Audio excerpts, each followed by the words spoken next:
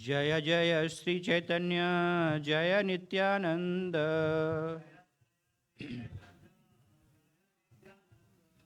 जय द्वैत चंद्र जय गौर भक्त वृंद।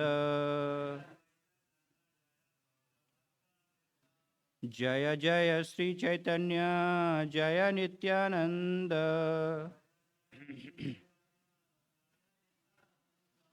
जय द्वैत चंद्र जय गौर भक्त वृंद। जय जय श्री चैतन्य जय नित्यानंद।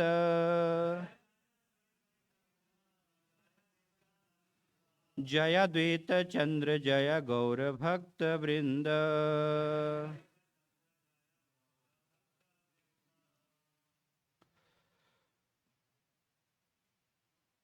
श्री गौर पूर्णिमा महोत्सव के उपलक्ष्य में हम आज चर्चा कर रहे हैं श्री चैतन्य चरितामृत से आदि लीला।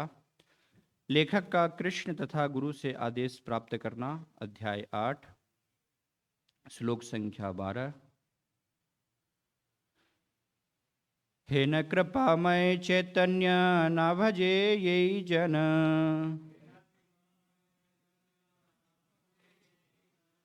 सर्वोत्तम हैल्यो तारे असुरे गणन। हे न कृपामय चैतन्य न भजे ये जन,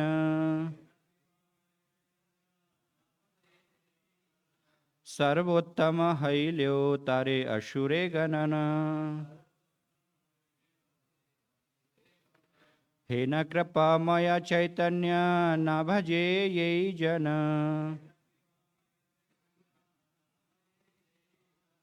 सर्वोत्तम हैल्यो तारे असुरे गणन। शब्दार्थ।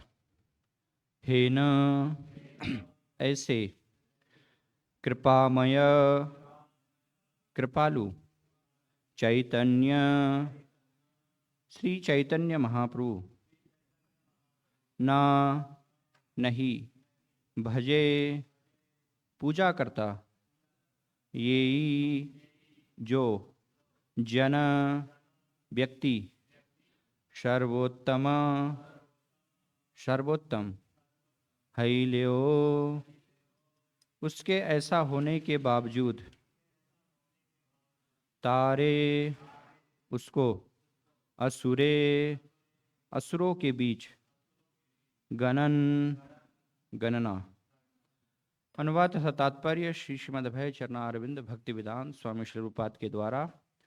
जो व्यक्ति दयालु भगवान चैतन्य महाप्रभु का सम्मान नहीं करता या उनकी पूजा नहीं करता, उसे असुर समझना चाहिए, भले ही उसे मानव समाज में कितना ही प्रतिष्ठित क्यों न माना जाता हो।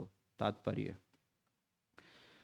इस संबंध में श्रील भक्ति सिद्धांत सरस्वती महाराज कहते हैं, हे जीवो तुम कृष्ण भावनामृत को अपनाओ, यही श्री चैतन्य महाप्रभु का संदेश है।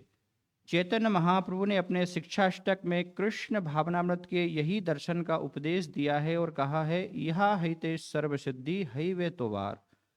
हरे कृष्ण महामंत्र का कीर्तन करने से मनुष्य को जीवन की सारी सिद्धियां मिल जाएंगी।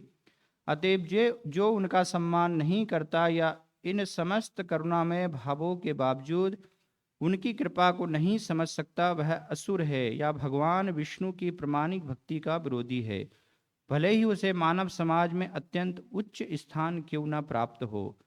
असुर शब्द ऐसे व्यक्ति का द्योतक है जो पूर्ण पुरुषोत्तम भगवान विष्णु की भक्ति का विरोध करता है।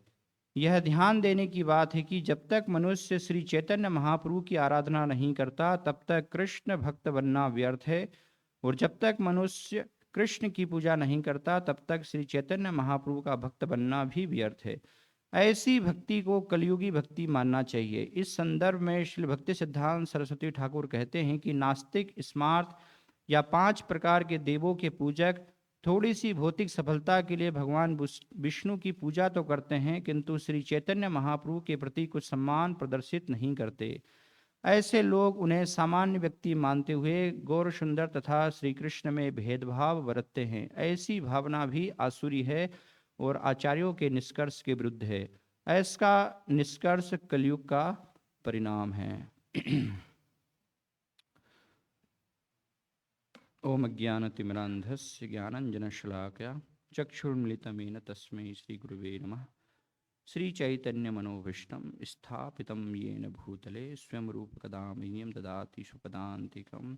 वन्देऽहं श्रीगुरो श्रीयुतः पदकमलं श्रीगुरुन् वैष्णवांश्च श्रीरूपं साग्रजातं सहगण रघुनाथान्वितं तं सजीवं साद्वैतं सावधूतं परिजनसहितं कृष्णचैतन्यदेवं श्रीराधा कृष्णपादान् सहगण ललिता श्रीविशाखान्वितांश्च वन्दे श्रीकृष्णचैतन्य नित्यानन्दो सहोदितो गौड़ोदय पुष्पवन्तो चित्रो छन्दो तमोनुदो पंचतत्वात्मकं कृष्णं भक्तरूपस्वरूपकं भक्तावतारं भक्ताख्यं नमामि भक्तशक्तिकं। जय श्री कृष्ण चैतन्य प्रभु नित्यानंद श्री अद्वैत गदाधर शिवासादि गौर भक्तवृंद। हरे कृष्णा कृष्ण कृष्ण हरे हरे, हरे राम राम राम हरे हरे। हरे कृष्णा। श्री कृष्णदास कविराज गोस्वामी चैतन्य चरितामृत की महिमा का वर्णन करते हुए कहते हैं, चैतन्य चरितामृत नित्य करोपान यहाँ हिते प्रेमानंद भक्ति तत्व ज्ञान। कि चैतन्य चरितामृत जो है वो ऐसा ग्रंथ है कि अगर नियमित रूप से इसका कोई रसास्वादन करता है तो जो प्रेमानंद है उस अवस्था को वो बहुत ही जल्द अचिरेण प्राप्त करेगा और साथ में भक्ति तत्व का ज्ञान भी उसको प्राप्त होगा। क्योंकि चैतन्य चैतामृत जो ग्रंथ है इसमें चैतन्य महाप्रभु और उनके पार्षदों की लीला के माध्यम से भक्ति तत्व का पूरा ज्ञान यहाँ पर चैतन्य महाप्रभु अपने आचरण से सिखा रहे हैं। साथ में भगवान गोलोक धाम में अपने भक्तों के साथ कैसे प्रेम का आदान प्रदान करते हैं, वो वास्तव में प्रेम का स्वरूप क्या है, तो उसका भी ज्ञान हमें एकमात्र चैतन्य चैतामृत से ही प्राप्त होगा। तो इसीलिए ऐसा नहीं है कि अभी गौर पूर्णिमा का उत्सव आ रहा है तो इसीलिए हमें सिर्फ कुछ दिन के लिए चैतन्य चैतामृत का पाठ करना है, अध्ययन करना है। वास्तव में हर दिन हमें इसका रसास्वादन करना चाहिए। जब वामन देव ने बलि महाराज को अपने प्रेम पास में बांध लिया, हालांकि जो सामान्य जन हैं वो ऐसा समझ रहे थे कि भगवान वामन ने उनको छल पास में बांधा, लेकिन वास्तविकता यह है कि बलि महाराज जो है भगवान वामन के प्रेम पास से बंध गए। तो जब उनको पास में बांध करके उनको नीचे सुतल लोक में भेज दिया गया तो बाद में भगवान वामन जो है बलि महाराज के गुरु शुक्राचार्य उनसे कहते हैं कि आपने बहुत प्रयास किया आपके शिष्य को बचाने का कि वो मेरे शरणागत नहीं हो, मेरी शरण नहीं ले। सारे आपने प्रयास किए लेकिन फिर भी आप विफल हो गए। तो आपकी इस विफलता के पीछे, असफलता के पीछे वास्तव में क्या कारण है? तो शुक्राचार्य भगवान वामन को संबोधित करते हैं, मंत्र तस् तंत्र तस् छिद्रम कालार वस्तुत सर्वम करोत निश्छिद्रम अनुसंकीर्तनम तब। कि इस पूरी घटना के माध्यम से शुक्राचार्य वर्णन करते हैं कि मैं ये साक्षात्कार कर पा रहा हूँ कि जितने भी मेरे मंत्र हैं, जितने भी मेरे तंत्र है, मंत्र तस् तंत्र तस् छिद्रम कालार वस्तुत, ये सब एक तरफ और आपका नाम संकीर्तन दूसरी तरफ। तो आपका जो नाम संकीर्तन है उसी की हमेशा विजय होगी। इसीलिए चैतन्य महाप्रभु स्वयं जो है वर्णन करते हैं, परम विजयते श्री कृष्ण संकीर्तनम, अपने शिक्षाष्टकम के प्रथम श्लोक में। और वास्तव में चैतन्य महाप्रभु का आविर्भाव भी इसीलिए हुआ। अजानुलंबित भुजो कनकापदातो संकीर्तनेक पितरो कमलायताक्षो विश्वम्भरो द्विजवरो युग धर्म पालो जगत प्रिय करो करुणा अवतारो। कि संकीर्तन के पिता है चैतन्य महाप्रभु जो है वो संकीर्तन आंदोलन के पिता हैं। तो संकीर्तन अर्थात संकीर्तन का अर्थ सिर्फ यही नहीं है कि केवल मृदंग करताल लेकर के कीर्तन करना या अपने मुख से जो है कीर्तन करना। चैतन्य महाप्रभु जो संकीर्तन आंदोलन का प्रचार करने के लिए आए तो यहाँ पर शुक्राचार्य कर रहे हैं अनुसंकीर्तन अवतव। तो संकीर्तन संकीर्तन अर्थात पूर्ण रूप से भगवान का कीर्तन, अधूरा कीर्तन नहीं, पूर्ण रूप से। अर्थात उसका क्या अर्थ है? पूर्ण रूप से अर्थात केवल मुख से नहीं मन वचन और कर्म हर प्रकार से।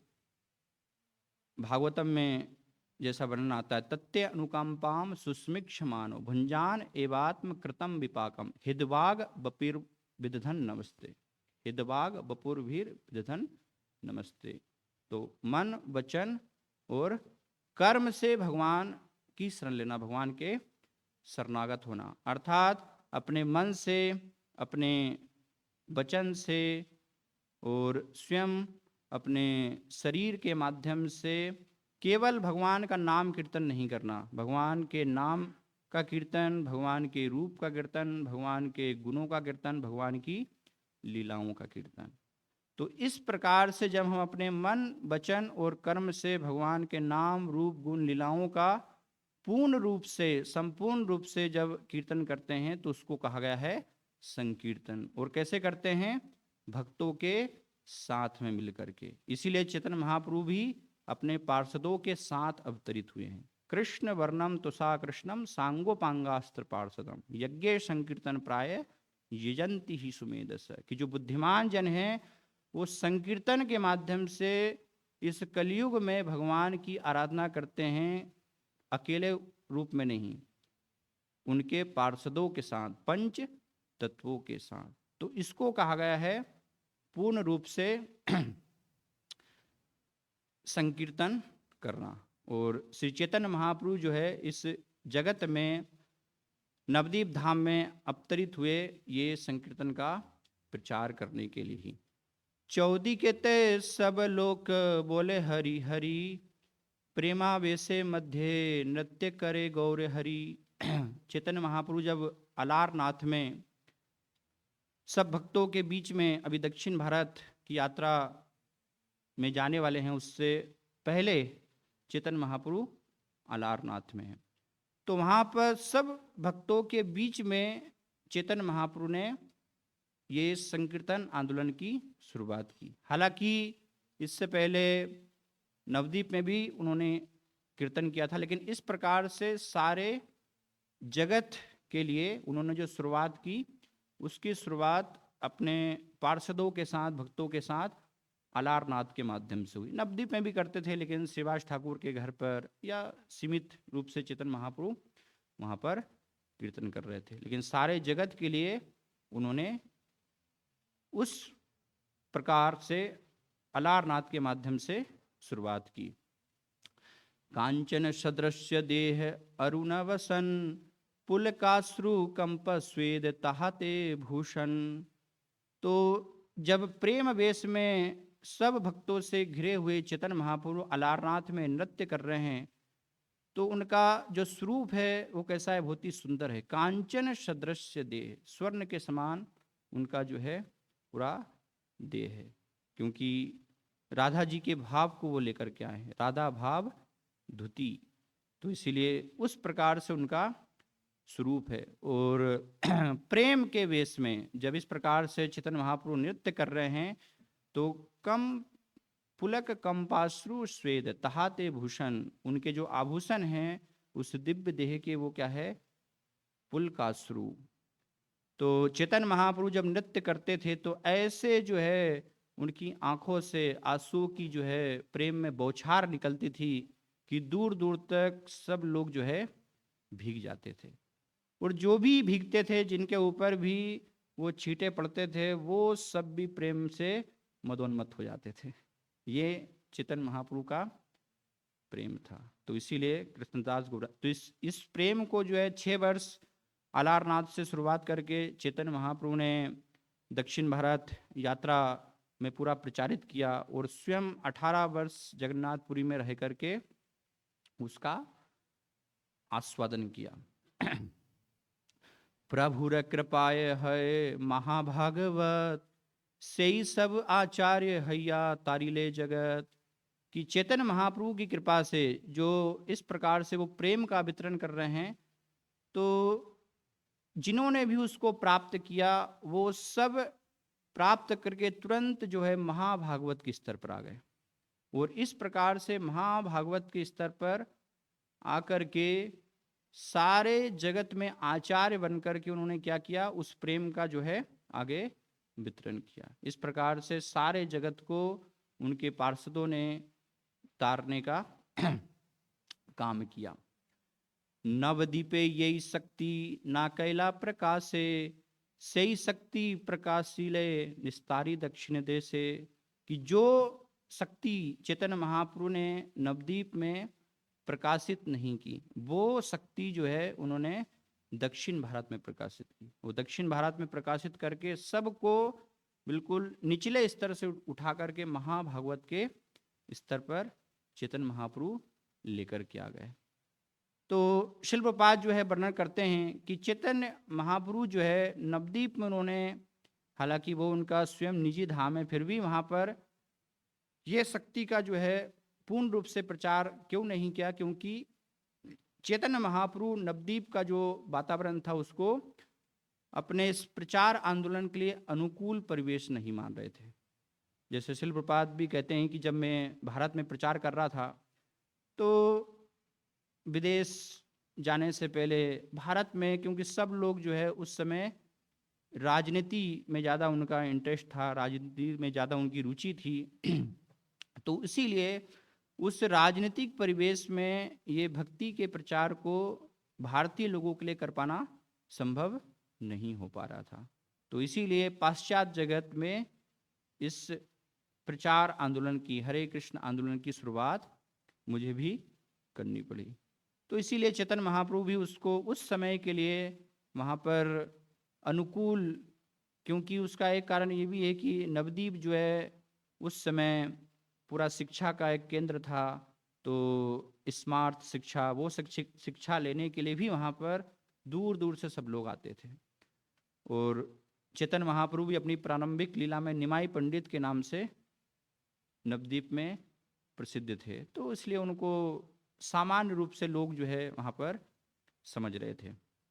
तो इसीलिए चेतन महाप्रभु ने वो शक्ति का जो है अपना प्रचार कहाँ पर किया, दक्षिण देश में किया। दक्षिण भारत की जब यात्रा पर गए तो उस प्रकार से उन्होंने उसका प्रचार किया। दक्षिण भारत में चेतन महाप्रभु एक ब्राह्मण थे, वासुदेव विप्र तो उनको कोढ़ रोग हो गया था, पूरे शरीर में उनके अंगों में जो है ये रोग था, तो उसमें पूरे रोग कीड़े भरे हुए थे। वो कीड़े जो हैं वो नीचे गिर जाते थे, तो दयावश वासुदेव विप्र उन कीड़ों को उठा करके दोबारा से अपने शरीर में रख लेते थे, जिससे कि उन कीड़ों को कष्ट ना हो। तो चेतन महाप्रभु जब गए और उन्होंने प्रेम के वेश में जब आलिंगन किया तो पूरा शरीर उनका दिव्य बन गया, वो सब रोग जो है उनके दूर हो गए। तो वासुदेव विप्र जो है चेतन महाप्रभु के आगे यात्रा करने से पहले कहते हैं कि मैं अब स्वस्थ हो गया हूँ, तो इससे मुझे अभिमान न हो जाए, मैं अभिमान से जो है बचा रहूँ और हमेशा विनम्रता के साथ आपकी भक्ति में लगा रहूँ, तो इसके लिए मुझे उपदेश दीजिए। तो चेतन महाप्रभु उनको कहते हैं, प्रभु कहे कभू तुम्हार ना भवे अभिमान, निरंतर कह तुम्ही कृष्ण कृष्ण नाम। कि अगर निरंतर जो है आप कृष्ण के नामों का कीर्तन करेंगे तो कभी भी आपको अभिमान, गर्व, घमंड, अहंकार ये लेस मात्र भी नहीं होगा। इसलिए चेतन महाप्रभु ने कहा है कीर्तनीय सदा हरि, कि अगर हम हमेशा जो है भगवान के नाम का सेवा की भावना से कीर्तन कर रहे हैं तो किसी भी स्थिति में हमें अभिमान नहीं हो सकता। चैतन्य महाप्रभु जब रामानंद राय से मिलते हैं और रामानंद राय जो है दूर से ही जब चैतन्य महाप्रभु को देखते हैं तो रामानंद राय जो है कहते हैं, सूर्य सत्य सम कांति अरुण वसन, सुबलित प्रकांड देह ताहते भूषण। कि जो चैतन्य महाप्रभु का दक्षिण भारत में जब चैतन्य महाप्रभु प्रचार करने के लिए गए तो उनके अस्त्र शस्त्र जो हैं क्या है प्रचार करने के लिए, तो एक तो शरीर उनके दिव्य देह की जो है कांति, वो कैसी कांति है, 100 सूर्य से भी अधिक। सूर्य सत सम कांति अरुण वसन, कई सूर्य मिलाकर भी उससे भी अधिक जो है चैतन्य महाप्रभु का दिव्य तेज है। तो जो भी चैतन्य महाप्रभु को देखता था तुरंत उनकी तरफ आकर्षित हो जाता था, आकर्षित हुए बिना वो रह ही नहीं पाता था। जैसे चुंबक की तरह लो कैसे खींचा चला जाता है, ऐसे इस आकर्षक जो है स्वरूप को देख करके सब लोग जो है जहाँ जहाँ भी चैतन्य महाप्रभु गए, भ्रमण किया दक्षिण भारत यात्रा में, सब लोग जो है वो चैतन्य महाप्रभु की तरफ, उनके सौंदर्य की तरफ आकर्षित हो गए। तो ऐसा उनका स्वरूप था।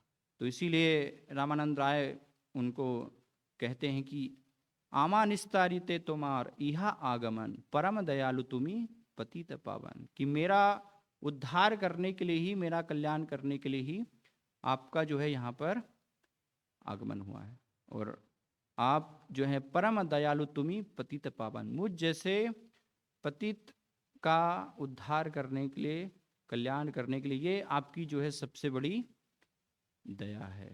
इसको अमंदो दया कहा गया कि चैतन्य महाप्रभु की जो दया है वो कैसी है, अमंदोमय दया। ऐसी दया जो कभी किसी ने भी अवतार ने आज तक नहीं की। तो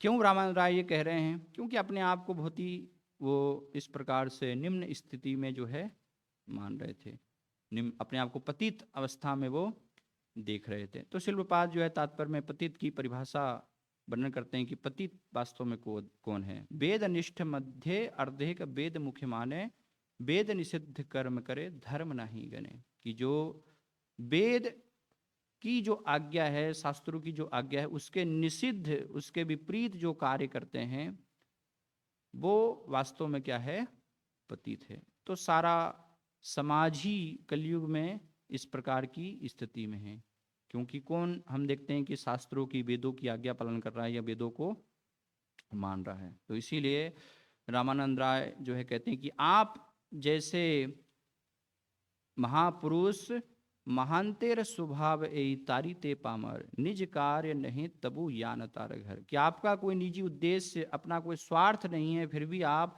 हम जैसे पतितों के उद्धार के लिए, पतितों के कल्याण के लिए जो है इस प्रकार से भ्रमण करते हैं, इस प्रकार से उनके पास आप पहुंचते हैं, जाते हैं, जिससे कि उनको आपकी कृपा प्राप्त हो सके। तो ये चैतन्य महाप्रभु की हम अलौकिक जो है करुणा, अलौकिक कृपा देखते हैं कि कैसे दक्षिण भारत की यात्रा में सिर्फ रामानंद राय ने ही और कितने सारे जो है लोगों का उन्होंने कल्याण। वास्तव में चैतन्य महाप्रभु का जो संन्यास लेने का उद्देश्य था, वो संन्यास का उद्देश्य ही ये संकीर्तन आंदोलन का प्रचार करना था। हालांकि चैतन्य महाप्रभु जो है नवद्वीप में अपने गृहस्थ जीवन में थे, लेकिन उस समय लोग जो है उनका उतना सम्मान नहीं कर रहे थे, उनको उतने आदर सत्कार नहीं दे रहे थे। एक सामान्य कि ये तो जो है यहीं पर नवद्वीप में जन्म हुआ है, निमाई पंडित है ना, थोड़ा सा विद्वान है ये, लेकिन उद्दंड भी है, बहुत सारी जो है उद्दंडता पूर्वक भी ये हरकत करता है। और एक लीला में तो ऐसा हुआ कि उनके जो सहपाठी ही थे तो एक बार तो उन्होंने सब ने मिलकर के विचार किया कि इस प्रकार से अब अगर निमाई जो है उद्दंडतापूर्वक व्यवहार करेंगे तो हम सब मिलकर उनको पीटेंगे। तो ये स्थिति का भी वो विचार कर रहे थे। तो इसीलिए चैतन्य महाप्रभु ने जो है विचार किया, मोरे न मानिले सब लोक हवे नास, इथे लागी कृपाद्र प्रभु करीला संन्यास।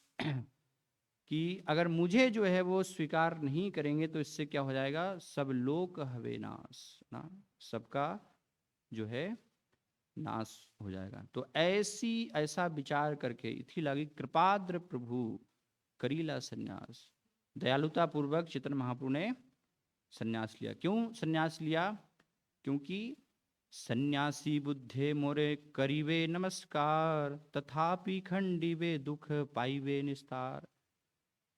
तो वैदिक संस्कृति में हम इस प्रकार से देखते हैं कि जो भी सन्यासी हैं तो उनको सामान्यतः जो है सब लोग उस सन्यास वेश में देख करके आदर सम्मान देते हैं, सत्कार करते हैं। तो भले ही जो है लोग भक्ति के साथ नहीं करेंगे, है ना, प्रेम के साथ जो है प्रणाम नहीं करेंगे, लेकिन चैतन्य महाप्रभु ने सोचा कि ये सन्यासी वेश में, है ना, मुझे वो क्या करेंगे, नमस्कार करेंगे। और जब सन्यासी मान करके मुझे जो है जाने अनजाने भी नमस्कार करेंगे तो उससे क्या होगा, उनके जो दुख है ना, वो कम हो जाएंगे और पाईवे निस्तार, मोक्ष की तरफ, मुक्ति की तरफ वो आगे बढ़ेंगे। तो इसीलिए बहुत ही महत्वपूर्ण है। सामान्यतः हम देखते हैं कि ऐसा नहीं कि वैष्णव सन्यासी, कोई भी सन्यासी हो तो सन्यासी को देखते ही क्या करना चाहिए, उन्हें दंडवत प्रणाम करना चाहिए। और ऐसा ही नहीं है कि सिर्फ सन्यासी ही को ही हमें प्रणाम करना चाहिए, है ना। जो भी इस गेरुआ वस्त्र में हैं, जो भी भगवान के समर्पित हैं, है ना, विशेष रूप से वरिष्ठ वैष्णव हैं, हमसे उच्च अवस्था में कोई वैष्णव हैं, तो उनको भी हमें देख करके जो है इस प्रकार से सम्मान प्रदर्शित करना चाहिए। ये एक सामान्य जो है शिष्टाचार है, सामान्य मर्यादा है। इसीलिए चैतन्य महाप्रभु सनातन गोस्वामी को कहते हैं कि अगर ये मर्यादा का हम उल्लंघन करते हैं, मर्यादा उल्लंघने है सर्व लोकनाश, यह लोक दुई लोक है नाश, कि ये इससे ये लोग भी हमारा परलोक भी उसका विनाश हो जाता है। इसीलिए बहुत ही महत्वपूर्ण, क्यों महत्वपूर्ण है, एक बहुत ही सुंदर महाभारत में घटना आती है कि ब्रह्मा जी की सभा लगी हुई थी और ब्रह्मा जी की सभा में माता गंगा जो है उनका प्रवेश हुआ।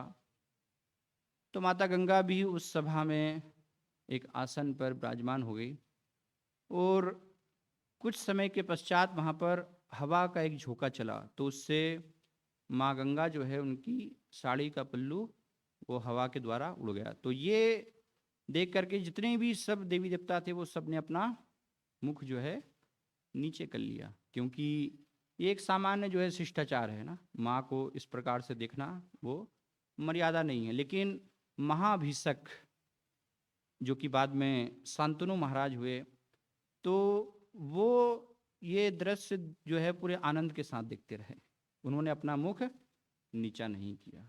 तो वो देख रहे हैं माँ गंगा को और ब्रह्मा जी जो है उनको देख रहे हैं क्रोध में कि तुमने ब्रह्मलोक की मर्यादा का उल्लंघन किया है, तो इसीलिए महाभिषक अब तुमको पृथ्वीलोक में जाना होगा। तो पृथ्वीलोक में जब वो आए तो उसी समय जो है स्वर्ग लोक से ये 8 वसु जो हैं वो भी, उनका भी पतन हुआ वशिष्ठ ऋषि के श्राप के द्वारा। क्यों उनका पतन हुआ? क्योंकि वशिष्ठ ऋषि जो है एक बार ब्रह्म गायत्री जप कर रहे थे, संध्या वंदन कर रहे थे, और ये 8 वसु जो है कहीं जा रहे होंगे, तो एक गुप्त स्थान पर ये संध्या वंदन कर रहे थे, तो 8 वसुओं ने उनको प्रणाम किए बिना जो है वो आगे बढ़ गए।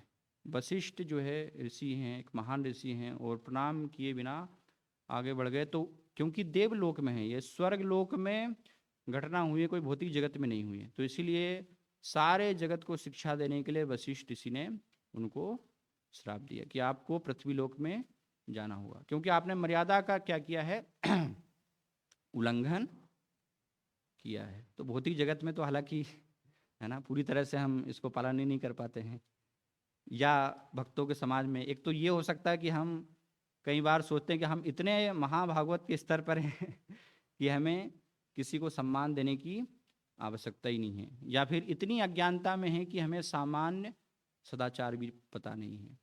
कई बार मैं देखता हूँ तो भक्त लोग जो हैं कि प्रभु जी अभी आ रहे हैं तो आंखें बंद कर लेते हैं, जैसे खरगोश नहीं होता वो आंखें बंद कर लेता है, तो उससे लगता है कि हाँ अब हमें प्रणाम नहीं करना पड़ेगा, अब हमें हरे कृष्णा नहीं बोलना पड़ेगा। या देख लेते हैं कि हाँ प्रभु जी आ रहे हैं तो उधर से गायब होकर के उधर छिप जाते हैं जिससे कि प्रणाम ना करना पड़े, हरे कृष्ण ना बोलना पड़े। तो ये इसी प्रकार से ये क्या दिखा रहा है, ये मर्यादा का उल्लंघन दिखा रहा है। तो इसीलिए बहुत सावधान हमें जो है मर्यादा का पालन करने में बहुत ही सावधान रहना चाहिए। तो चैतन्य महाप्रभु ने इसीलिए जो है संन्यास लिया, क्योंकि सभी लोग जो हैं उनको एक सामान्य व्यक्ति मान करके क्या कर रहे थे, उनका सम्मान नहीं कर रहे थे।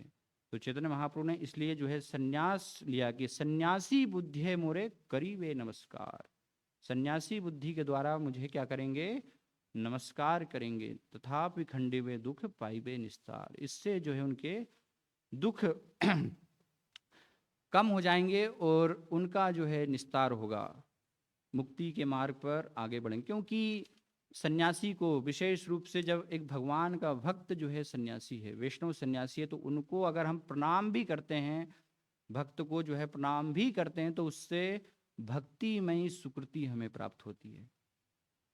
अलग अलग प्रकार की सुकृति होती है, भोगोन्मुखी सुकृति, कर्मोन्मुखी सुकृति, मोक्षोन्मुखी सुकृति। लेकिन इस प्रकार से भक्तों को सम्मान देना, भक्तों की सेवा करना, भक्तों से सुनना, उनकी कुछ सहायता करना, किसी की प्रकार भी हम जो है किसी न किसी प्रकार से भक्त के संपर्क में आते हैं तो उससे क्या होता है, एक सुकृति प्राप्त होती है, और वो सुकृति के द्वारा फिर भक्ति का बीज हमें प्राप्त होता है, भक्ति में हमें प्रवेश मिलता है। तो इसीलिए कृष्णदास कविराज गोस्वामी ये वर्णन करने के बाद पूरा जो है ये जो श्लोक है इसको वर्णन कर रहे हैं। हे न कृपा मैं चैतन्य ना भजे ये जन, तथो सर्वोत्तम हैलो तारे असुरे गणन। कि अगर कोई जो है चैतन्य महाप्रभु को भगवान के रूप में स्वीकार नहीं करता है, भगवान पूर्ण पुरुषोत्तम भगवान के रूप में स्वीकार करके उनकी पूजा नहीं करता है, तो सर्वोत्तम हैलो तारे असुरे गणन। इस भौतिक जगत में चाहे कितना ही वो उच्च पद पर क्यों ना हो, चाहे भौतिक जगत में भौतिक दृष्टिकोण से हमें उसके अंदर कितनी ही योग्यताएं क्यों ना दिखाई दे रही हों, लेकिन कृष्णदास कविराज गोस्वामी उसकी तुलना कर रहे हैं सर्वोत्तम असुरों में तुलना कर रहे हैं। कौन है सर्वोत्तम असुर? रावण, हिरण्यकशिपु, कंस, दुर्योधन। ऐसे जो असुर है उनकी गिनती में इन लोगों की जो है गिनती होगी, जो कि चैतन्य महाप्रभु को क्या है, क्योंकि हम देखते हैं बहुत सारे लोग जो हैं क्या मानते हैं कि चैतन्य महाप्रभु 500 वर्ष पहले उस समय जो है भक्ति का काल चल रहा था, तो भक्ति के काल में बहुत सारे जो है संत हुए, तो उनमें से चैतन्य महाप्रभु एक संत है, और उनकी तुलना करते हैं कबीरदास से, और ऐसे बहुत सारे जो है मायावादी हैं, है ना, जो कि भक्त भी नहीं हैं। कबीर से तुलना करना ये और एक बहुत बड़ा जो है अपराध है। चैतन्य महाप्रभु की तुलना ब्रह्मा विष्णु से, सारे देवी देवताओं से उनकी तुलना नहीं हो सकती। स्वयं पूर्ण पुरुषोत्तम भगवान, एक साधारण व्यक्ति जो है ना, फकीर कबीर, उससे हम जो है तुलना कर रहे हैं, तो ये तो सबसे बड़ा क्या है, उनके चरणों में अपराध है। तो ऐसे व्यक्ति की तो 100% जो गारंटी है कि वो नरक में ही उनकी गति होगी। तो हमारे आचार्य जो हैं इसलिए बहुत दृढ़ता के साथ है ना, कृष्णदास कविराज गोस्वामी ये श्लोक में उनका वचन जो है वो दृढ़तापूर्वक कि असुर जो है मान रहे हैं। आचार्यों का ये निष्कर्ष है कि अगर इस कलयुग में चैतन्य महाप्रभु जो है सबको ये संकीर्तन के माध्यम से भक्ति देने के लिए आए हैं, और उनको अगर कोई भगवान के रूप में स्वीकार नहीं कर रहा है तो कृष्ण की आराधना करना उसका वो केवल दिखावा है, वो वास्तव में कृष्ण को कभी भी प्राप्त नहीं कर पाएगा बिना चैतन्य महाप्रभु को जाने समझे बिना, क्योंकि चैतन्य महाप्रभु स्वयं राधा कृष्ण है और कोई नहीं है ना। श्री कृष्ण चैतन्य राधा कृष्ण नाही अन्य, स्वयं जो है राधा कृष्ण ही है। तो राधा कृष्ण जो है स्वयं उनकी भक्ति देने के लिए आए हैं, और उनको हम स्वीकार ना कर करके और साइड से जो है राधा कृष्ण के पास पहुंचना चाहते हैं, तो कैसे आप पहुंच पाएंगे? संभव ही नहीं है किसी के लिए। तो कई लोगों का प्रश्न हो सकता है कि ऐसे कैसे हम स्वीकार कर लें, है ना, चैतन्य महाप्रभु का ना तो शास्त्रों में कोई वर्णन है। तो ये भी एक उनकी जो है अज्ञानता है कि चैतन्य महाप्रभु का शास्त्रों में वर्णन नहीं है, है ना। सारे वेदों में जो है ऋक साम यजुर अथर्व चैतन्य महाप्रभु का वर्णन है। अलग अलग जो उपनिषद हैं उनमें से एक चैतन्य उपनिषद भी हैं, उसमें तो चैतन्य महाप्रभु की ही महिमा गाई गई है। कितने सारे जो हैं श्लोक है पुराणों में, कितने सारे श्लोक हैं। स्वयं भगवान कह रहे हैं कि कलयुग में मैं जो है नवद्वीप में संन्यास का वेश धारण करने के लिए, प्रचार करने के लिए अवतरित होता हूँ। महाभारत में स्वर्ण वर्णो हेमांगो वरांगास चंदनांगदि संन्यास कृष्यम शांतो निष्ठा शांति परायण, और भी बहुत सारे जो हैं श्लोक उसमें वर्णन है। भागवतम में करभाजन सारे नव योगेंद्र जो हैं वो वर्णन कर रहे हैं। तो ये कहना कि शास्त्रों में वर्णन नहीं है, ये तो और सबसे बड़ी जो है अज्ञानता है। हर शास्त्रों में चैतन्य महाप्रभु के भगवान होने के प्रमाण है। प्रहलाद महाराज सतयुग में जो है छन्न कुलो युग स्त्री युगम के रूप में चैतन्य महाप्रभु का वर्णन कर रहे हैं कि भगवान कलयुग में वास्तव में छन्न रूप में प्रकट होते हैं। तो ऐसा नहीं है कि वो नहीं है। तो फिर कृष्णदास कविराज गोस्वामी जो है कह रहे हैं कि बहुत सारे लोग जो हैं नहीं हम ऐसे कैसे मान लें, हम तो तर्क के द्वारा मानेंगे, है ना।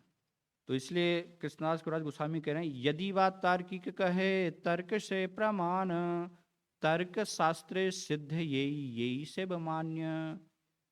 कि बहुत सारे हम देखते हैं तार्किक लोग होते हैं ना, जो ज्ञान के मार्ग का अनुसरण करते हैं, ध्यान के मार्ग का अनुसरण करते हैं, तो बिना तर्क के वो इसको स्वीकार कि जब तर्क से नेति नेति नेति करके हम जो है जानेंगे तब जो है स्वीकार करेंगे। तो कृष्णदास गोस्वामी कह रहे हैं कि अगर आपको तर्क का ही जो है अपना उपयोग करना है तो वो तर्क का उपयोग आप कीजिए, किस पर कीजिए?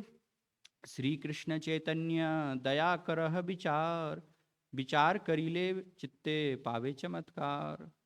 कि अगर आप जो है श्री चैतन्य महाप्रभु की दया पर जो है विचार करेंगे, उस पर तर्क करेंगे, तो आपका चित्त जो है पूरा आश्चर्य से भर जाएगा, चमत्कार से भर जाएगा कि ये चैतन्य महाप्रभु की जो है कैसी दया है ना। तो कैसे आश्चर्य से भर जाएगा? शास्त्रों में जो है बताया गया है बहु जन्म यदि करे श्रवण कीर्तन तबु तन पाए कृष्ण पदे प्रेम धन। कि अगर हम बहुत जन्म तक भी श्रवण कीर्तन कर रहे हैं, अगर सही बुद्धि से सही चेतना में नहीं है, तो भी हमें क्या होगा? कृष्ण प्रेम प्राप्त नहीं होगा, क्योंकि कृष्ण प्रेम जो है इतना आसान नहीं है प्राप्त करना। भक्ति रसामृत सिंधु में रूप गोस्वामी उसको जो है सुदुर्लभ बताए हैं कि बहुत ही क्या है, ये आसान सरल नहीं है ना, सुदुर्लभ है। ज्ञानतः सुलभ मुक्तिर भुक्तिर यज्ञादि पुण्यतः सेयम साधन सहस्त्रेर भक्तिर सुदुर्लभा। कि ज्ञान के द्वारा ज्ञानतः सुलभा मुक्तिर, ज्ञान से आपको जो है बहुत ही मुक्ति सुलभ हो जाएगी। और संसार के जो भोग हैं भुक्तिर यज्ञादि पुण्यतः, आप पुण्य कर्म करेंगे, यज्ञ करेंगे तो उससे संसार के भोग प्राप्त हो जाएंगे। लेकिन ऐसे सारे जो है सेयम साधनम सहस्त्रेर, कई कई जो है करोड़ों साधन करने पर भी भक्ति सुदुर्लभा, भक्ति की प्राप्ति नहीं होती है।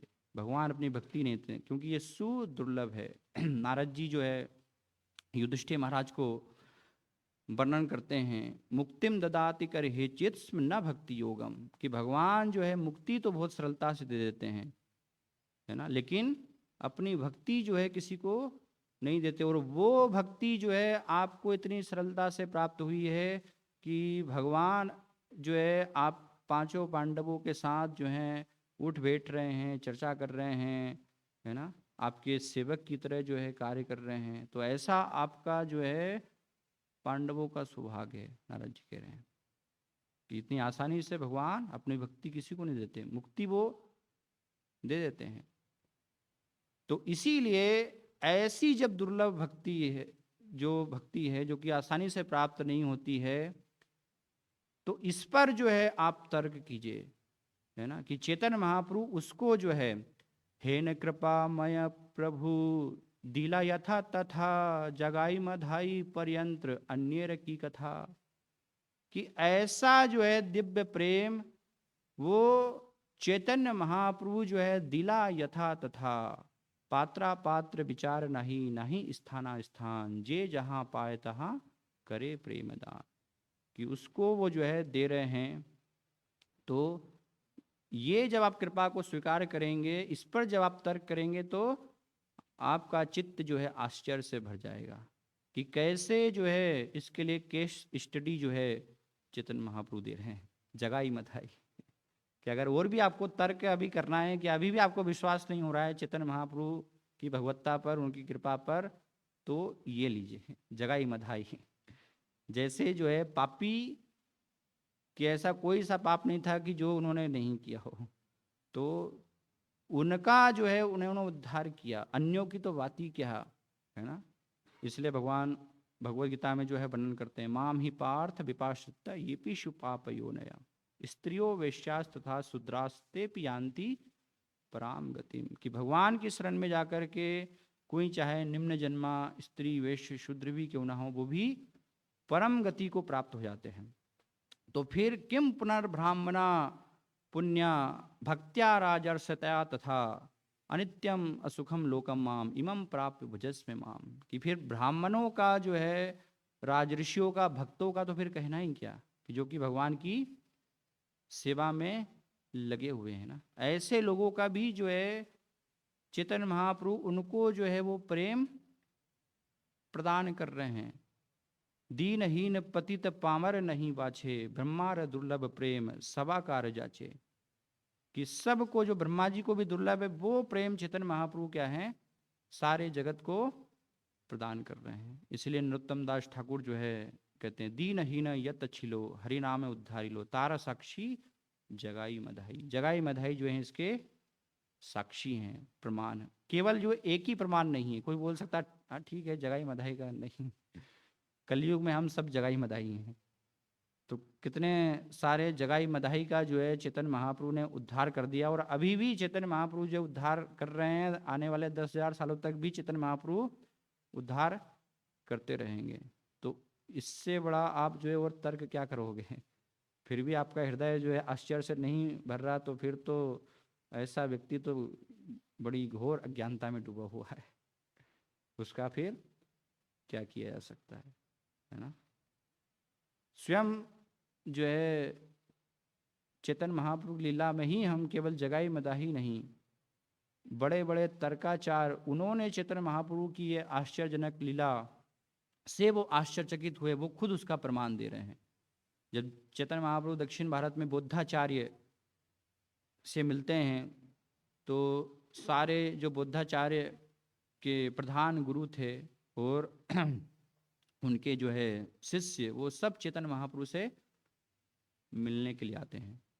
और चैतन्य महाप्रभु के समक्ष जो है बोधाचार्य नव प्रश्न सब उठाइला, तर्क युक्ति प्रभु खंड खंड कैला, कि बोधाचार्य जो है उन्होंने 9 युक्ति के द्वारा, 9 तर्कों के द्वारा चैतन्य महाप्रभु के समक्ष 9 तर्क प्रस्तुत किए। बौद्ध दर्शन के 9 जो है सिद्धांत हैं अलग अलग। तो 9 सिद्धांत जिस पर के आधारित बौद्ध दर्शन है, वो 9 सिद्धांत उन्होंने प्रस्तुत किए। लेकिन चेतन महाप्रभु ने तर्क युक्ति प्रभु खंड खंड केला, अपने तर्क द्वारा। तो चेतन महाप्रभु जो हमें देने के लिए आए हैं, वो सर्वश्रेष्ठ सिद्धांत के रूप से भी भक्ति का जो है चेतन महाप्रभु ने सर्वश्रेष्ठ सिद्धांत दिया है।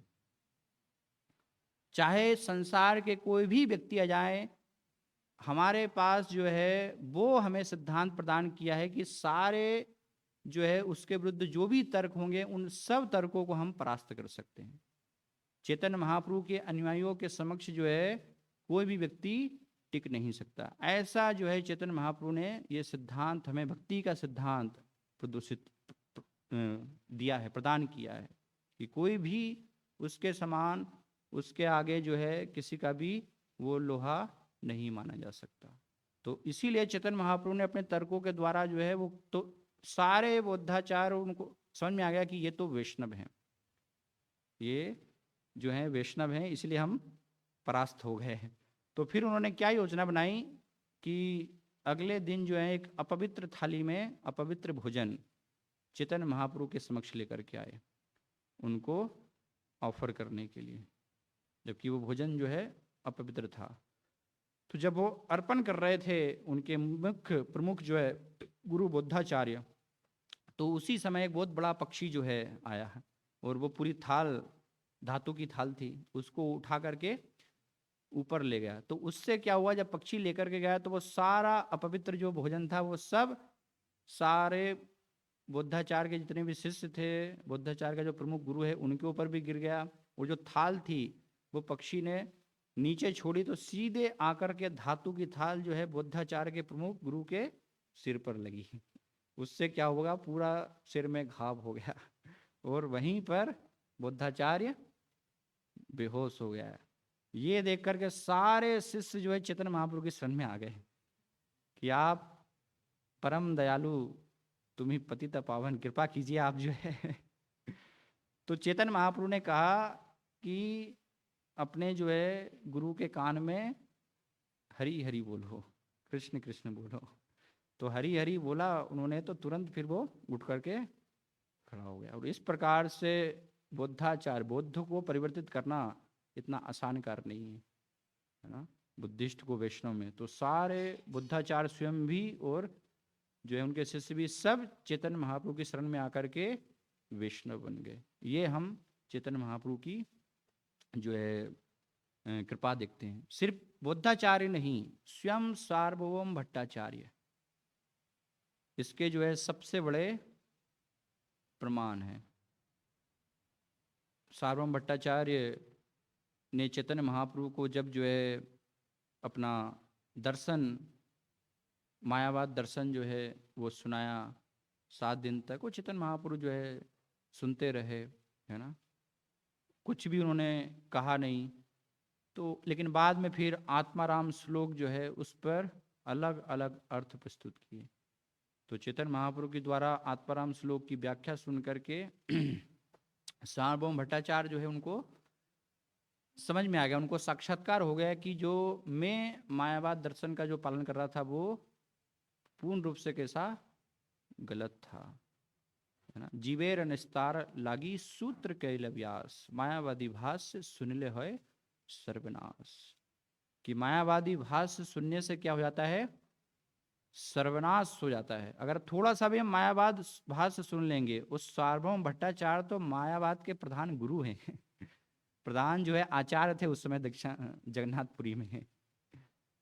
तो सार्वभौम भट्टाचार्य जो है पूरा ये सुनने के बाद जो है चैतन्य महाप्रभु की कृपा दया पर जब वो विचार करते हैं और उनके चित्त में चमत्कार उत्पन्न जब हो जाता है, तो वो कहते हैं जगत निस्तारिले तुमी सेह अल्प कार्य, आमा उद्धारिते तुमी सेई शक्ति आश्चर्य।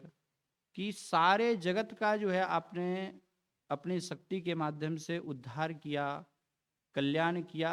सेह अल्प कार्य, वो तो केवल आपका थोड़ा सा जो है कार्य है, अल्पमात्र वो आपका जो है कार्य है, लेकिन मेरा आपने उद्धार कर दिया। आमा उद्धारी दे, ये सबसे बड़ा जो है आश्चर्य है। क्यों मेरा उद्धार हो गया?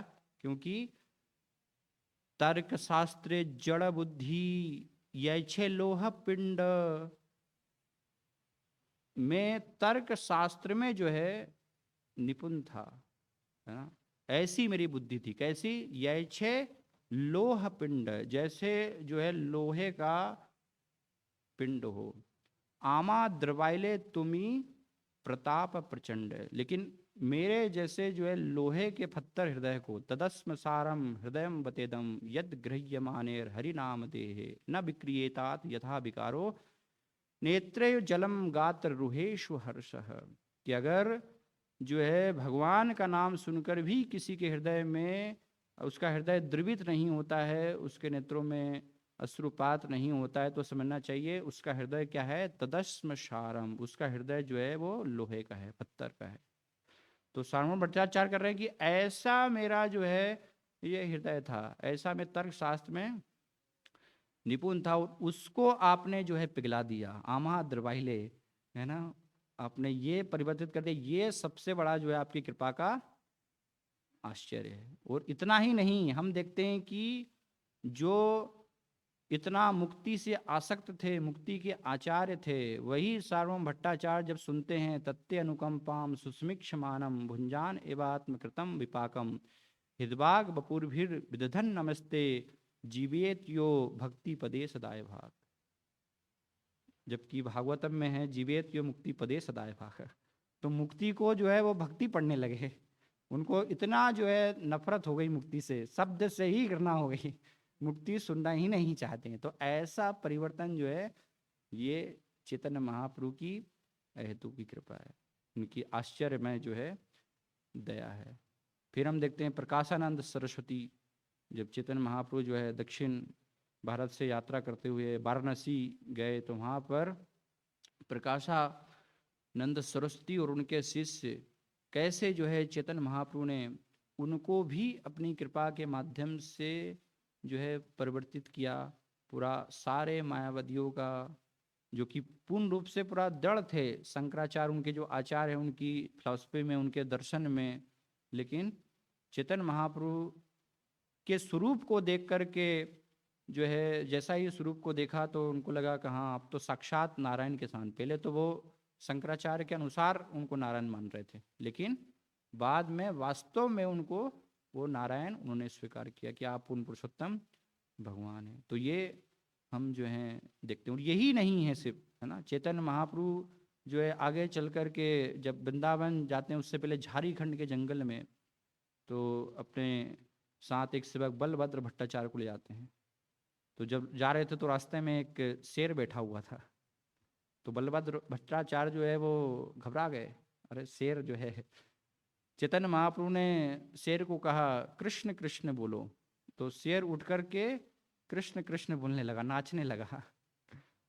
वहीं एक सरोवर में जो है चैतन्य महाप्रभु और बलभद्राचार्य जब स्नान कर रहे थे, तो हाथियों का भयानक वो एक झुंड वहाँ पर आ गया, तो वो घबरा गए, अब क्या होगा। चैतन्य महाप्रभु ने वही सरोवर का जल अपने हाथ में लेकर के ऐसा उछाला और सब हाथियों के ऊपर फेंक दिया। तो जिस भी हाथी के ऊपर वो चैतन्य महाप्रभु के कर कमलों से जो है उछले हुए छींटे पड़ गए, वो सारे हाथी वहीं धरती में लोट पोट होने लगे, चिंघाड़ने लगे प्रेम के वेश में। तो ये हम जो है देखते हैं। इसलिए भागवतम में वर्णन आता है 10वें स्कंद में, यत्र नैसर्ग दुर्वेरा सहासन्न मृगादयः मित्रानिवा जितावास, कि प्राकृतिक रूप से यत्र, जहाँ जो है प्राकृतिक रूप से, यत्र निसर्ग दुर्वेरा सहासन्न मृगादय, मनुष्य और पशुओं के बीच में आपस में जो है वेर की भावना देखी जाती है। वो संभव नहीं है कि उनके बीच में मित्रता हो, लेकिन मित्राणी व जितावास द्रुत रुट तर्शनादिकम, भगवान का धाम ऐसा है, भगवान की धाम की ऐसी महिमा है कि वहाँ पर जो है कोई ईर्ष्या नहीं है, रुट द्रुत रुट तर्शनादिकम, कोई किसी से द्वेष नहीं है। और ऐसे एक दूसरे के विपरीत जो मनुष्य और पशु हैं वो सब भी भगवान के धाम में क्या करते हैं, साथ में प्रेम से रह करके भगवान का गुणगान करते हैं। तो चैतन्य महाप्रभु जब जहाँ से भी जा रहे हैं तो वो स्थान तो उनके चरण यहाँ पर भी पड़े, वो स्वयं वृंदावन बन गया। झारखंड को भी चैतन्य महाप्रभु ने वृंदावन बना दिया। तो अभी सारे पशु जो है वो बेर भूट करके हिरन और शेर जो है गले मिल रहे हैं। संभव है? हिरन तो शेर को देखकर उसकी आवाज़ सुनकर ही जो है छलांग लगाती है, भागती है। लेकिन महावर्णन आता है कि शेर जो है हिरन का चुंबन कर रहा है। तो ऐसी आश्चर्यजनक लीला हम जो है चैतन्य महाप्रभु की देख रहे हैं। तो प्रश्न कोई कर सकता है कि ये कैसे दे सकते हैं ना, भगवान ऐसा कैसे कर सकते हैं, बिना योग्यता के भी सबको जो है ये प्रेम कैसे दे सकते हैं। तो इसीलिए कृष्णदास कविराज गोस्वामी जो है कहते हैं, स्वतंत्र ईश्वर प्रेम निगुण भंडार, बिलाइल यारे तारे ना कैला विचार। कि चेतन महाप्रभु के पास जो प्रेम का भंडार है वो क्या है, निगूढ़ भंडार, स्वतंत्र ईश्वर है ना। चेतन महाप्रभु भगवान है, स्वयं स्वतंत्र है, और प्रेम का भंडार जो है वो निगूढ़ भंडार, लक्ष्मीपति है। कोई बोले कि अरबों रुपए वो दान कर रहे हैं, क्या समस्या है, उनको कोई अरबों रुपए दान करके कोई भिखारी नहीं हो जाएंगे, है ना। कहीं इतनी लक्ष्मी है जितनी हम कल्पना भी नहीं कर सकते, है ना। भौतिक जगत में तो गिनती हो जाएगी, चलो इसके पास इतने अरब डॉलर है, इतनी अरब की संपत्ति है। भगवान के पास ये प्रेम धन की जो संपत्ति है वो अचिंत्य है, जिसकी कोई कल्पना नहीं है, उसका निगूढ़ जो है भंडार है। तो वो भंडार अगर सबको वो लुटा भी देंगे तो उससे कोई समस्या नहीं होगी, उससे और ज़्यादा जो है वो भंडार बढ़ जाएगा। इसलिए बिना योग्यता के भी क्या कर रहे हैं, भगवान दे रहे हैं, स्वतंत्र उनकी इच्छा है ना। किसी को उससे समस्या नहीं होना चाहिए कि भगवान कैसे दे सकते हैं, ये नहीं, भगवान की इच्छा, भगवान की कृपा है। भगवान अपने ये दयालु हृदय से जो है प्रेम भाग में सबको ये प्रदान कर रहे हैं, है ना, दे रहे हैं। तो ये चैतन्य महाप्रभु की हम जो हैं इस प्रकार से कृपा देखते हैं कि कैसे चैतन्य महाप्रभु जो हैं वो सबको अपनी अहेतु की कृपा के माध्यम से, इस हरिनाम संकीर्तन के माध्यम से, ये ब्रह्मा जी के लिए भी जो दुर्लभ, बड़े बड़े देवी देवताओं के लिए भी जो दुर्लभ प्रेम है, वो प्रेम भक्ति हमें प्रदान करने के लिए आए हैं। और वो जो है उनके अनुयायियों के माध्यम से, परंपरा में आचार्यों के माध्यम से, शिल प्रभुपाद की कृपा के माध्यम से बहुत ही सरलता से हमें ये ऐसा सौभाग्य, ऐसा जो है अवसर प्राप्त हुआ है कि इसी जीवन में हम जो है ऐसे दुर्लभ प्रेम को प्राप्त कर सकते हैं। तो इसके पश्चात भी अगर कोई चैतन्य महाप्रभु की कृपा को स्वीकार नहीं करे, उनको भगवान नहीं माने, उनकी शरण नहीं ले, तो फिर उसे सर्वोत्तम असुर ही समझना चाहिए, असुरों में ही उसकी गिनती होनी चाहिए। चाहे बाहर से वो भले ही अपने आप को अच्छा दिखाने का प्रयास करे, साधु दिखाने का प्रयास करे, लेकिन चैतन्य महाप्रभु को अगर स्वीकार नहीं कर रहे हैं भगवान के रूप में, उनकी कृपा को हम ग्रहण नहीं कर रहे हैं, तो ना पाइबे निस्तार, इस जगत से, जन्म मृत्यु के चक्र से किसी भी स्थिति में हमारा जो है निस्तार नहीं हो सकता, है ना। क्योंकि भगवान के नाम में, भगवान कृष्ण की शरण में, भगवान भगवद्गीता में कहते हैं, ये शाम त्वंतगतम पापम जना नाम पुण्य कर्मणाम ते द्वंद्व मोहन मृगता भजनते माम दृढ़ता।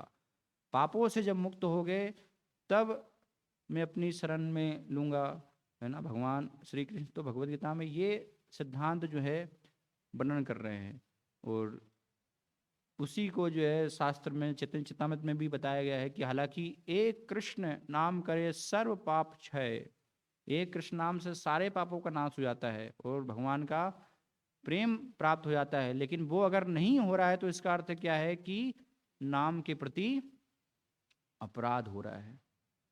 तो कलयुग में तो अधिकतर स्थिति तो यही है है ना, कि अलग अलग प्रकार से जो है नाम अपराध पूर्वक ही जप हो रहा है, तो फिर कैसे उद्धार होगा, कैसे कल्याण होगा?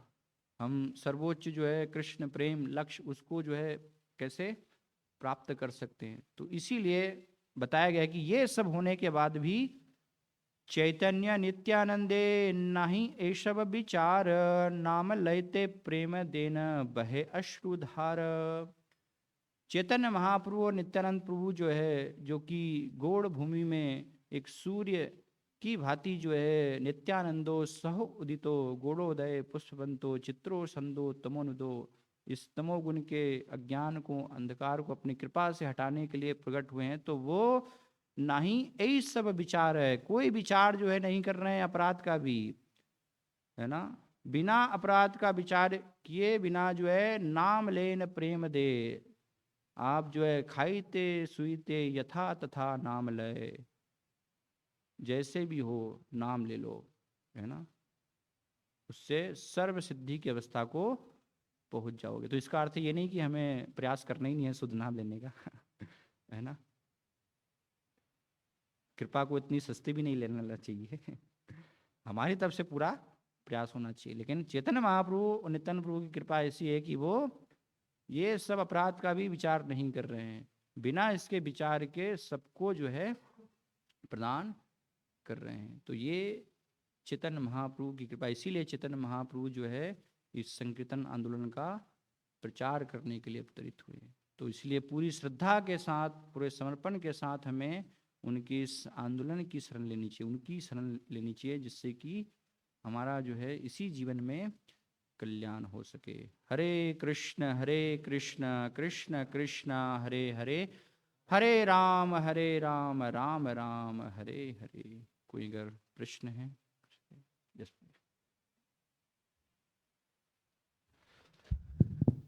हरे कृष्ण प्रभु जी, ये जो इस है ये है निकृपा, मतलब जो आज पढ़ा आपने, इसको प्रचार में उपयोग होना चाहिए कि नहीं? एकदम अगर होना चाहिए तो किस लेवल पे जाके होना चाहिए ऐसे करें? हाँ, तो इसीलिए जब हम प्रचार जब कर रहे हैं तो प्रत्यक्ष रूप से ऐसे कोई भी व्यक्ति को जो है हम असुर नहीं बोलेंगे, है ना, क्योंकि हमें प्रचार भी करना, उनको लेकर भी आना है। तो उसके लिए फिर जो आचार्य गण हैं उन्होंने विधि दी है कैसे हमें प्रचार करना चाहिए, है ना। जैसे प्रबोधानंद सरस्वती जो है वर्णन करते हैं, श्रीपाद कई बार उनका उल्लेख किए, दंते निधाय तृणकम पदयो निपृत्त कृत्वा च काकुशुत एतद महम ब्रवीमि, सकल मेव विहाय दूरा चैतन्य चंद्र चरणे कृता अनुरागम। वहां पर पूरी विनम्रता के साथ वो कह रहे हैं कि जो है आप महान हैं, है ना, आप बहुत ही श्रेष्ठ हैं, इस प्रकार से उनके प्रश्न। लेकिन बाद में क्या करें कि जो कुछ भी आपने जो है सीखा जाना है वो सकल मेव विहाय धुरा, तो उसको दूर करके चैतन्य चंद्र चरणे कृता अनुरागम, चैतन्य महाप्रभु जो है उनकी शरण आप ग्रहण कीजिए। तो इस प्रकार से थोड़ा युक्ति के साथ जो है हम बता सकते हैं, समझा सकते हैं।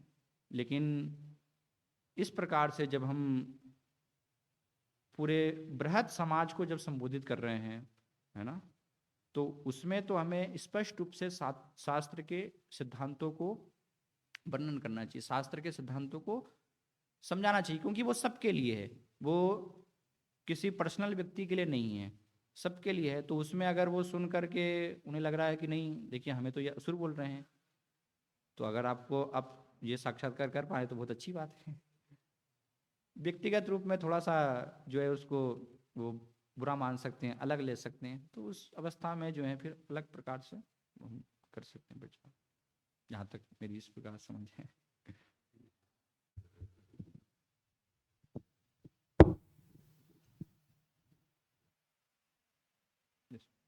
पीछे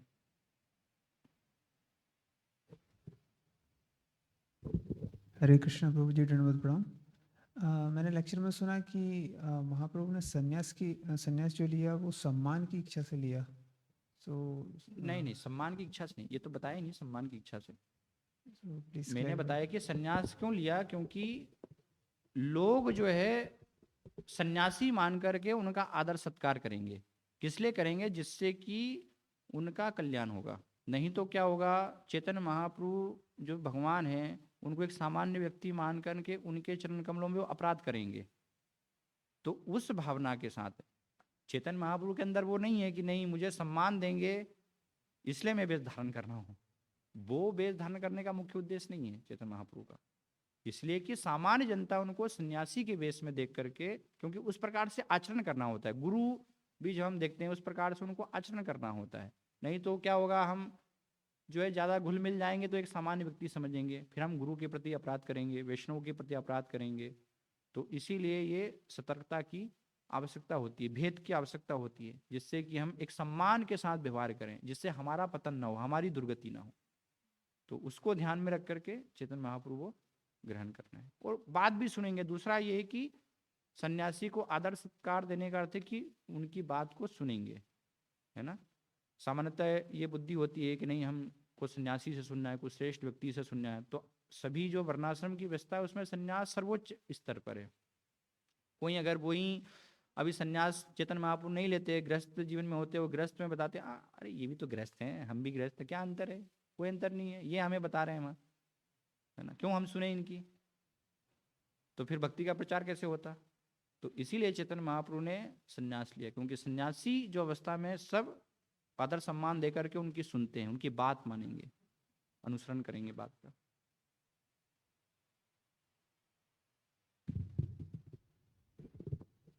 हरे कृष्ण प्रभु, प्रणाम। जी बताइए। ये इसमें जैसे बहुत सारे ऐसे कृष्ण भक्त हैं जो कि चैतन्य महाप्रभु के बारे में जानते ही नहीं है, मतलब मोस्टली, तो उनकी क्या स्थिति है? चैतन्य महाप्रभु के बारे में नहीं जानते तो वो आवश्यकता है जानने की, क्योंकि हम जब तक नहीं जानेंगे, आचार्यों का तो यही मत है यहाँ पर कि बिना उनकी शरण ले लिए हम उनको कैसे, राधा कृष्ण को कैसे प्राप्त कर पाएंगे। यहाँ तक कृष्ण भक्त की बात है तो संप्रदाय के बाहर अगर है तो वो तो फिर प्रमाणिक कृष्ण भक्ति है ही नहीं। अगर कोई मान रहा है तो वो तो उनकी मिक्स धारणाएं होती हैं, कृष्ण को भी मान रहे हैं, जैसे प्रपात तात्पर्य में उल्लेख कर रहे हैं पंचदेवों की उपासना, तो शिव विष्णु दुर्गा गणेश आदि वो पंचदेवों की इस प्रकार से उपासना करते हैं, सबको एक मानते हैं, तो उन्हें तो कृष्ण प्रेम प्राप्त होगा ही नहीं। इसके विपरीत जो है दूसरे जो संप्रदाय हैं, आचार्य हैं, तो वहाँ पर भी जब तक अगर वो भगवान को मान रहे हैं तो ठीक है, चैतन्य महाप्रभु की शरण भले नहीं ले रहे हैं, लेकिन फिर भी भगवान के रूप में उनको आदर सम्मान देते थे, स्वीकार करते हैं। हम देखते हैं जो भी प्रमाणिक संप्रदाय में होगा तो वो समझेगा कि चैतन्य महाप्रभु भी भगवान है। उदाहरण स्वरूप हम देख सकते हैं, जब दक्षिण भारत में गए चैतन्य महाप्रभु और वेंकट भट्ट वहाँ पर मिले, तो हालांकि वो श्री संप्रदाय में थे, लक्ष्मी नारायण से आसक्त थे, फिर भी जो है चैतन्य महाप्रभु को उन्होंने भगवान मान करके सम्मान दिया, उनके घर में वो रहे। तो दूसरे इस प्रकार से प्रमाणिक संप्रदाय में भी हैं, तो जो प्रमाणिक हैं वो इसको सम्मान देंगे। और हम देखते भी हैं जो शिलप्रपात द्वारा ये आंदोलन है, हरे कृष्ण आंदोलन, तो सारे संप्रदाय के जो हैं प्रमाणिक जो हैं वो इसको सम्मान प्रदर्शित करते हैं, शिलप्रपात को एक महान आचार्य के रूप में स्वीकार करते हैं। तो इस प्रकार से वो द्वेष उनका नहीं है, तो इसलिए वो भी भगवान के प्रेम को, मतलब उनके संप्रदाय में जिस प्रकार से वो आराधना कर रहे हैं वो प्राप्त करेंगे, लेकिन उसके बाहर वो उनके लिए संभव नहीं है। अंतिम प्रश्न है।